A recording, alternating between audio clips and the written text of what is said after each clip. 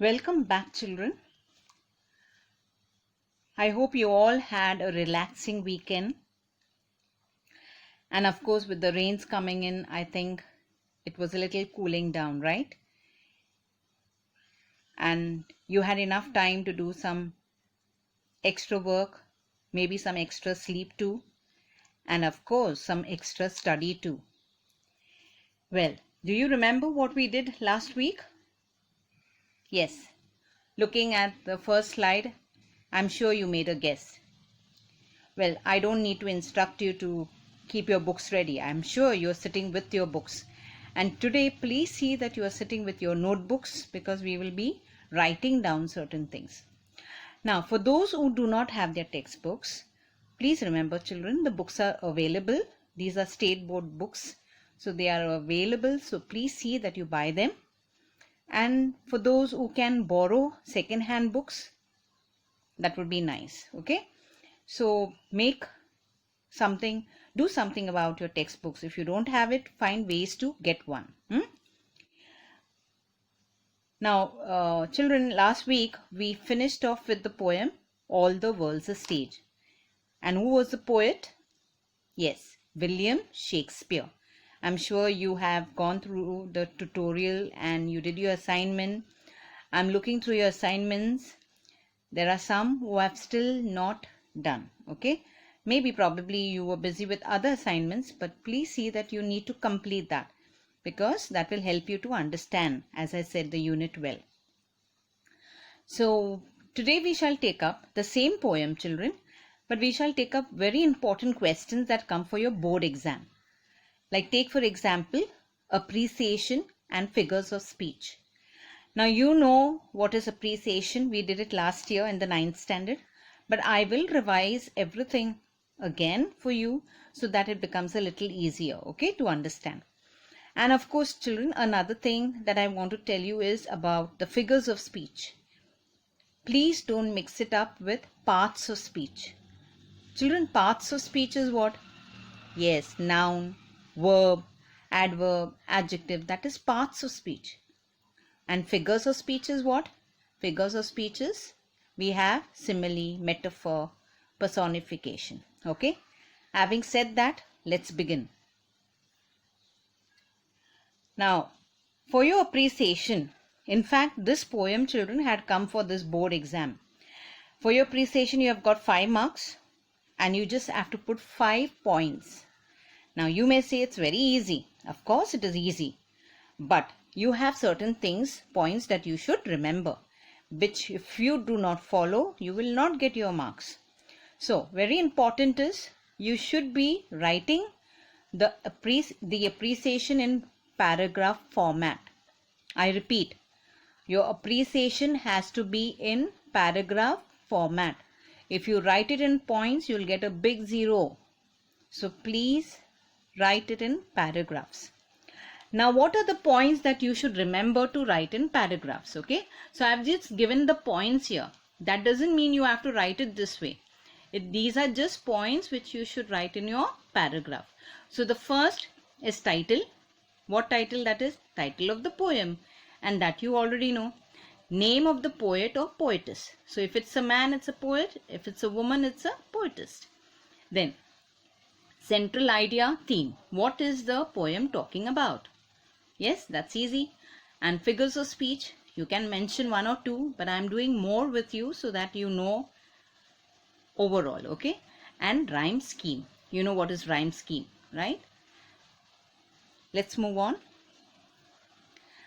Now, this is what it looks like in a paragraph. All right. Now, I don't want you to look at it and say, oh God, this is so much to write. Believe me, if you're going to look at the mountain and say, I'm never going to climb the mountain, you're looking at the mountain and saying it's so big, you'll never climb, right? So if you're going to look at your paragraph, you're going to look at the number of pages or your answers, you will never learn your answers. So don't go to count pages and look at the length of the answer. You have to understand what it is. It becomes easy. Now you already got the 5 points. You will remember, no? Come on, tell that loud in your mind. First is the title. Second is name of the poet or poetess. Third, central idea. Fourth, yes. What is it? Fourth, yes. Are you telling? Or am I telling?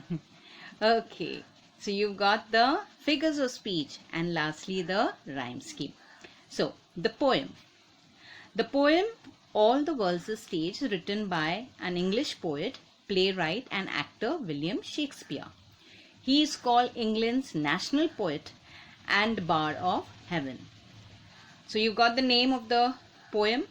All right, put it in inverted commas because it looks a little nice and it highlights it. Okay, then you have the name of the poet William Shakespeare, capital letters please and correct spellings please. It should be William Shakespeare and no other surname. Okay, please. Then second, you go on. There is no rhyme scheme in this poem. It is a poem with a message and an explanation about life and our world. Such poems. Now, if you don't have any rhyme scheme, what are they called? Free verse. Yes. It's not free word. Huh? Some of you write WORD. That's not right. It's verse. VERSE. Verse. That's verse of the poem. Free verse. Then let's move on. The poet wants us to be aware. That's the central idea now. He wants us to be aware of what? The fact that the world in which we live is a stage. And all of us are players, playing many parts as our life moves along. And how many stages are there? Yes, 7 stages. There are 7 stages that a man goes through. Now let's come to the first stage. Come on, say it loud. The first stage is that of the infant. Please put the right word, infant. Don't go to put any other word because you are in 10th standard now. The second stage is the whining schoolboy. Why is he whining? Why is he crying there with a high pitched voice? Why? Because he is unhappy to go to school. Who is unhappy to go to school? Then the third stage is the lover singing songs to his beloved. Okay, so beloved means the one he loves. The fourth stage is the soldier wanting to become famous. You've seen that. He can do anything. He can go to the extent of even standing in front of the fire. And then the fifth stage comes the judge with his severe eyes and wise sayings with round belly. Remember that pic I had put up there? Picture about the man with round belly. That is which stage? Fifth stage, where he is careless, right, about his eating habits. The sixth stage is that of a matured middle-aged man. Mature middle-aged man means he's getting a little old, he's getting old and his voice is getting feeble. What do you understand by feeble? I put the meaning there. It's weak. And the last 7th stage is the old and aged person who has lost all his senses. That's why we said, sang teeth, sang eyes and sang everything. Now coming to the figures of speech. Now these you will be knowing, some of them. Some I'll explain to you. Now you know how do we identify simile, children? Very simple. Wherever there is like and as. But there should be a comparison. Remember that. That's also important. Not just like and as, but there has to be a comparison. Now look at the first one. Creeping like a snail. Now there is a comparison. You tell me. Between what? Who's creeping? The schoolboy. Like a snail. Okay, so the schoolboy is compared to the snail. Second, soldier bearded like the pard. Now the soldier beard is compared like the pard. Pard is what? Leper. That's a short form for poem. You already know that. Then sighing like furnace. Who is sighing? The lover. He's sighing like furnace. That is simile. Then men and women merely players. Now you tell me. What figure of speech? Metaphor. Now children, metaphor also is comparison. But what's the difference between metaphor and simile? In metaphor, you don't have like or as word coming. Remember, I repeat, in metaphor, there is comparison. It's an indirect comparison without like and as. So men and women are compared to what? Players. And players, here we are talking actors. Then next, the fifth one. they have their exits and their entrances. Now here if you look children, in red I have put it there, E is repeated, the alphabet.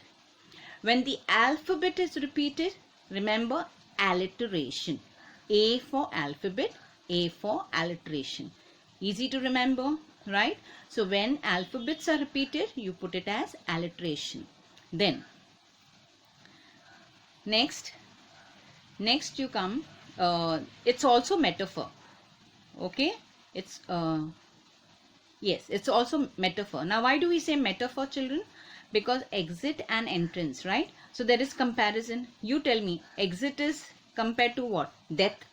Entrance is birth. Isn't it the stages of man we were talking about, when they have their exits and their entrance? Then sighing like furnace with a woeful ballad.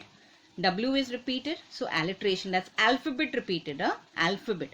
And transferred epithet. Now who is woeful, who is sad? Come on, tell me. The lover. So if lover is sad, we put it as woeful ballad. Ballad is songs. So songs are not sad. The lover is sad, but we are passing on that, transferring it from the lover to the ballad. That's why it's called transferred epithet. Now, moving on, the next one is easy, alliteration, because you have W repeated, alphabet, okay, is repeated. Then mewling and puking in his nurse's arms. Now, mewling and puking is sound, okay, these are the words for sound. Mewling comes from cat, meow, no? Mewing. And puking, when you vomit, you make a sound, okay, so that is onomatopoeia. What is it, children? Just say with me. Onomatopoeia. Learn the spelling. Break up and learn. It's very easy. Then ninth one, and whistles in his sounds. Whistles. So that is sound. So again this is onomatopoeia. You don't have to write sound next to it. I just wrote it for your reference. Then 10th one, with I severe. Now I want you to remember children, in poems, only in poems, we can write in any order. But in prose, there is an order that you have to follow. Now, with I severe, no, actually it should be with severe eyes. Okay, it's not in proper order. So, when you have sentences like these, which is not in proper order, it is called what? Inversion. Okay. Second example is with good cap on line. That is inversion also. Then, lastly, that's very easy. Sang teeth, sang eye, sang taste, sang everything. Now, which is the word repeated? Sang. Yes. So when words are repeated, it is called repetition. But if alphabets are repeated, in the red you can see on the seventh sentence, that is alphabet. Only one single alphabet repeated, then it is alliteration. But if it is words repeated, it is repetition. Learn the spellings of alliteration, learn the spellings of repetition. Okay? Well, to end up today's class, children, I just thought, since we spoke about 7 stages of man, okay? William Shakespeare has written about 7 stages. I like this. I came across this and I said I would like to share it with you. It is said, 7 colors make a rainbow. 7 chords make music. 7 days make a week. 7 continents make a world. And 7 beautiful letters make us friends. You must be missing your friends, but I'm sure you're calling them up. Don't waste time with your friends, but enjoy yourself. Alright? So take care. I repeat again, please don't move out unnecessary. God bless you.